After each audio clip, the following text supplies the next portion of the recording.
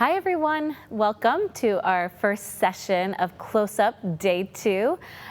Super excited about the two amazing creative minds that we have here today for the making of the beauty of making. I keep switching it. The beauty of making, and I can't get that right today. And it's only the first show. But anyway, two amazing creative minds. We have Hector Ezraje and Will Meyer, who are founders of their namesake global firms. They are known for singular design, the bespoke, the handmade, the maker's craft. We brought them together for CLOSEUP, and we were so delighted to learn that they're actually working on a project together. Some days the stars do align. We didn't even know that. So we've asked each one of them to present their work and a point of view, and then we will take a few minutes following each talk to ask a couple of questions, and then we'll come together for a final Q&A, and they can talk about the project that they are working on together. And rather than hear more from me and take time for introductions, we want to get straight to them and meet them through their work. So without further ado, I'm going to turn it over to Hector, and you can take it from here. Hi, how are you? Good. How are you? Good. It's a pleasure to be here with you guys. So Thank great. you for the invitation. It's an honor. So we'll let you take it away and do your presentation, and then we'll do some Q&A. Thank you. Thank you so much.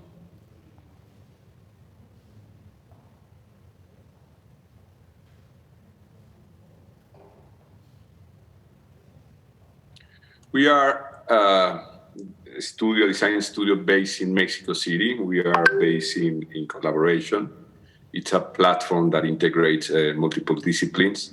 In this case, in this occasion, I'm going to talk about process. I'm going to talk about crafts. In Mexico, we have an incredible heritage around crafts. In particular, we've been developing these last years collections, limited edition collections of pieces that are made in small workshops. In this case, you will see a piece called Solstice, which it's an evocative reference of the space travel imaginary in the 40s or 50s. In a way, it aims to construct some type of lab machine or a space imaginary travel machine. And it's been a study that we've been doing around light and how light travels to metal surfaces. This is the third iteration around this type of process. And again, this is made by a small workshop, which we are proud to collaborate with.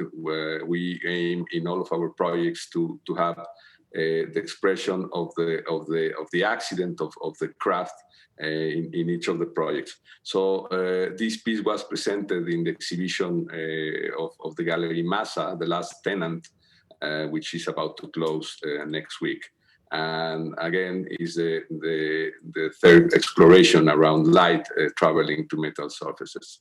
In particular, this is a metal workshop, a small metal workshop that we've been working with for the last 3 or 4 years.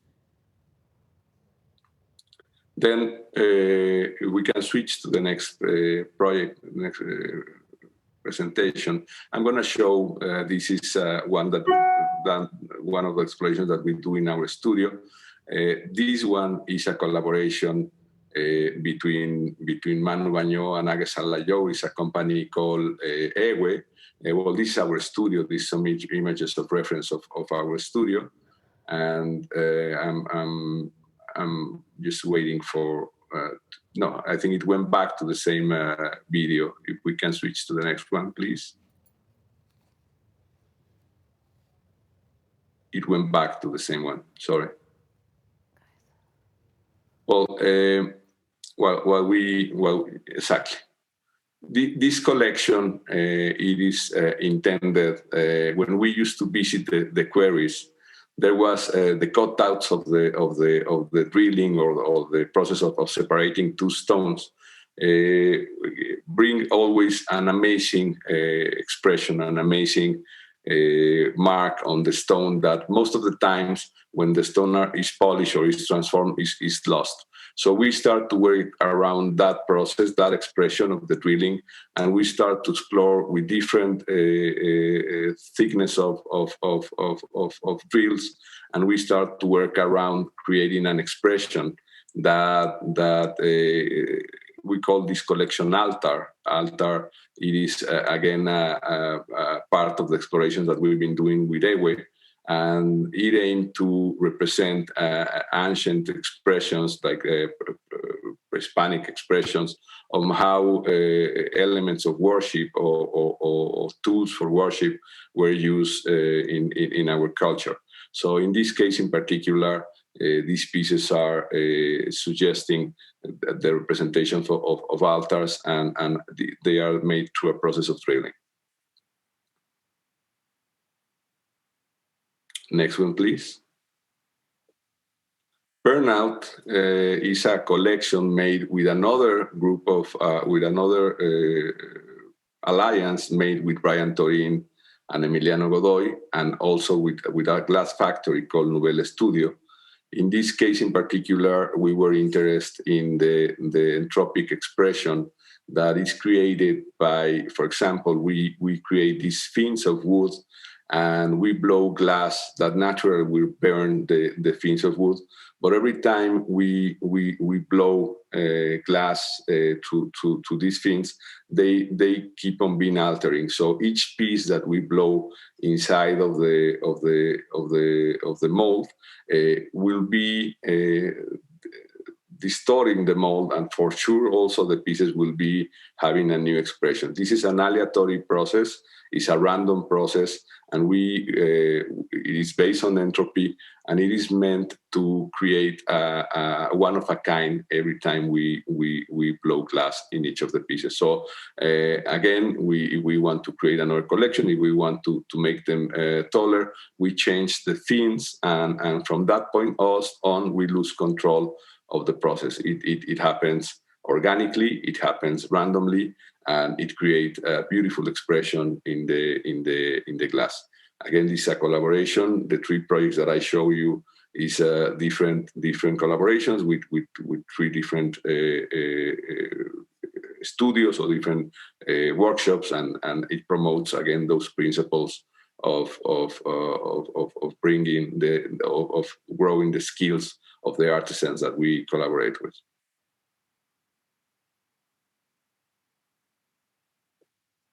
And the last project, this is a collaboration with Superflex Studio. It's a design center which is in Miami. We aim as a design studio to create a canvas for Superflex to express the pieces related about the colors of the Mexican money. Is in the Wynwood neighborhood that as most of you know, it is intervened by graffiti. We want to approach with the design center in a way that reflects the character of the community, but approach in a different way. So in all the projects that ARCA does, we have an intention of either bringing a cultural or social element into it.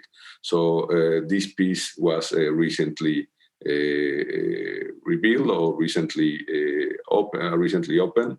And we are proud of a study to create a strategy more than a project that allows an artist to express in a new way and in a new way of approaching to a design center.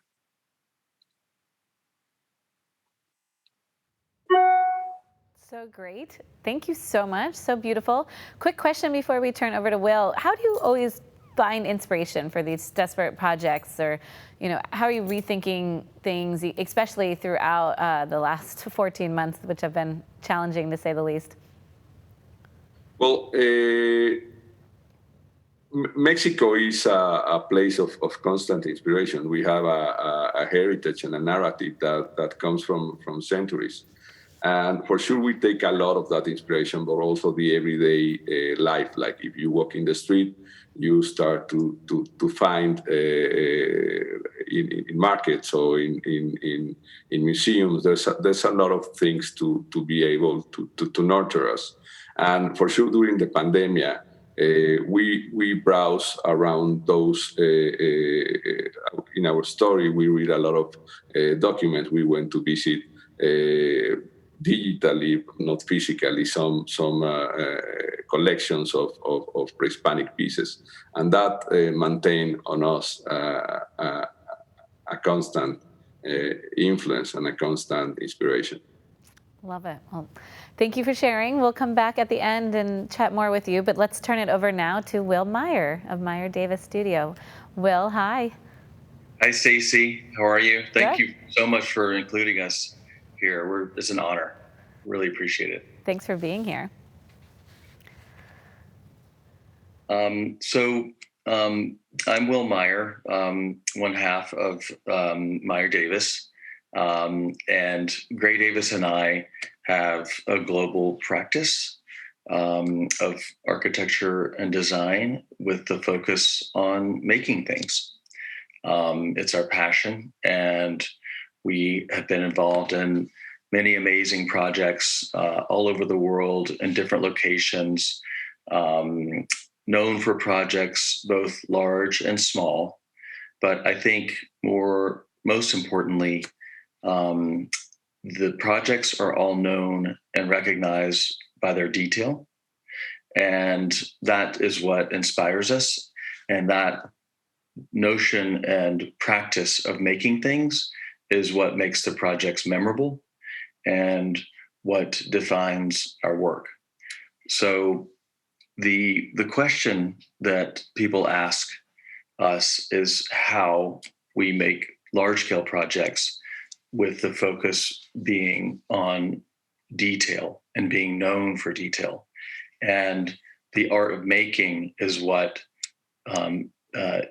differentiates our work from other work.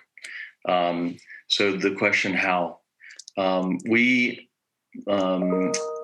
become and we try to define a practice where we celebrate the honesty and materiality.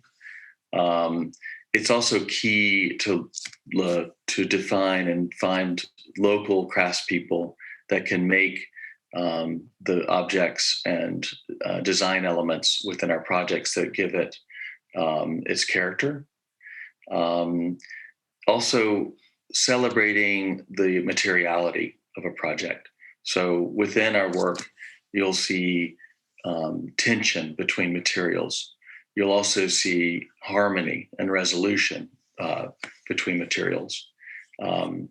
That's attention to the way materiality defines a project and how they go together, and what projects have materials and colors and that pop and that also find subtle differences between each other. We feel that texture differences, color differences, reflection and absorption of light are very important. You'll see it in almost every project we have. There are materials that absorb light and materials that reflect light. Light itself becomes an element as part of our projects. So my advice to other creators out there is to assemble a great team of creators and fabricators and vendors and artists, and celebrate what they do best. And then become an editor and edit that, and go with things that might push your comfort level. Become an editor that celebrates the imperfect. We found by celebrating things that are maybe not so perfect, you get this sort of beautiful, interesting result that approaches perfect. There's a book that I always refer back to that we read in school called "The Courage to Create" by Rollo May. It's a little book. Designers, read it. It's all about that notion of courage to create and the process of creation, and how that works for people in the design world, and how to channel that and harness that power of creation. So as you're looking through all of our different projects, you can see they're all very different, but they all address those tenets of the power of creation and different celebration of how things are created and how things go together differently to define different projects. These projects are located all over the world, but you see they're united by their attention to specific details and materials, and craftsmen located in their particular area. So whether it's in Costa Rica, like this current project, or Sydney, Australia, like a previous project, there's this common bond that is all about that notion of assembling pieces that are created in the area and then edited and used to define an iconic look of the place that we're celebrating. And I think that's what inspires us to do what we do. And it's what we love to do. This particular tasting room in San Miguel de Allende for Casa Dragones, as you just saw, that's the tiny space. This project here, which is the Mr. C residences in Coconut Grove, is a large scale project. But again, you'll see that same attention to detail throughout our work. And when you work with different people in our industry, occasionally you get to work with someone that you really have a giant in our industry, and that's another great creator. And we have had the great fortune of working with Hector on a project in Mexico, which is the new Auberge and Canai, which is the Eterio is the name of it. And we're collaborating with Hector to create a center sculpture piece that Hector's designing, but we collectively thought of the perfect location for Hector to do his work. And it's been an amazing process getting to work with a studio with whom we have such admiration. And we are looking forward to introducing it to the world. So those are my thoughts on creation. And Stacy. Thank you. That was beautifully shown and beautifully said. So thank you so much. Talk to me a little bit more about this collaboration. Hector, what are you creating? What is this sculpture? And Will, then how does it fit into the overall design? And what's the collaboration been like? This is one of the projects that is called Visio. It's a project that we are 3 designers involved in it. It's Brian Torin, Emiliano Godoy, and myself, with a glass company called Nubel. And in this project in particular, the piece that we are collaborating is called Ghost Pendant, which is let's say an overscale pendant that each of the beads are made of glass. So it is a piece, as Will explained, we firmly believe that there are certain aspects of the expression of something that is beautiful, that comes from something that is not that has accidents or is not perfect by intention. So these beads, this pendant, is assembled by hand, is weaved by hand, and is put together. So it creates, let's say, an organic sculpture, a piece that refers to craft, to the glass craft. And it creates an amazing expression of light and on how it's built also. Love it. And Will, how is it adding to or enhancing the overall project? Well, it has a very prominent location, so I feel like it'll become an iconic reference for people visiting the property, which is very important to us.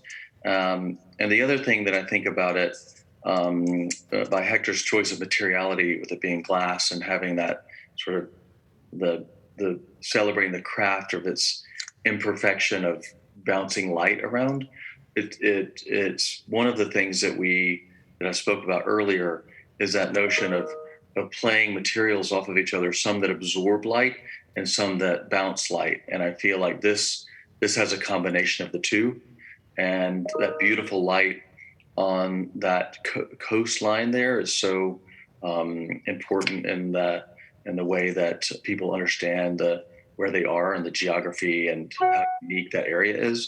I feel like that piece that Hector is working on will bounce light around and become very memorable, and sort of the iconic sculpture that defines the resort, which we're really happy about seeing done. Well, can't wait to see it in person. Unfortunately, we are out of time already. Just thank you so much for sharing your beautiful work, both of you, Hector and Will. It's such a pleasure to see you this morning and kick off Close-Up Day 2 with you.